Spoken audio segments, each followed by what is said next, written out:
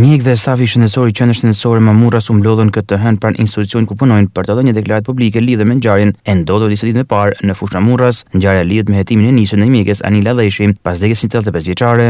Autoritetet po hetojnë rrethanat e rastit pas dyshohet se moshuara mund të ketë humbur jetën si pasojë e dhunës së mjetit të forta nga personat afërm të saj.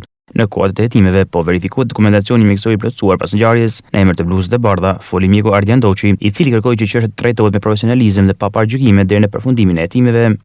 Sot jemi mbledhur këtu ke para qendrës shëndetësore për të bërë një deklaratë për shtyp për mediat në lidhje me një situatë shumë të pakëndshme dhe shumë të padëshirueshme nga një rast ku është thënë që mjekja e familjes që ka plotësuar një sketë vdekje ka qenë dhe është përlyer emri dhe personaliteti i doktoreshës në fjalë.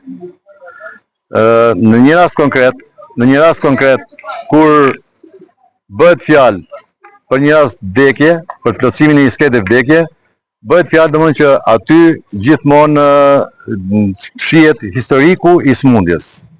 Në rastin konkret, diagnoza nga e cila ka vujt pacienti, por dhe trajtimet dhe të gjitha gjanat që duhen. Dhe këtu nxjerr dhe shkakun e përfundimtar të vdekjes pacientit. Ne kërkojmë nga drejtësia që personaliteti i mjekës për cilën është fol në rrjetet sociale dhe në mënyra të ndryshme të dalë e vërteta.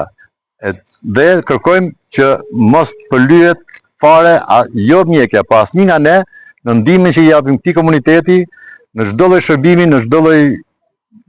Ne kemi shërbim 24 orë në 24 nga gjithë personeli si që jemi gjithë bashkë. Hetimet për zbarjen e plotë rrethanat e vdekjes së 85 vjeçares vijnë nga organet ligjbatuese.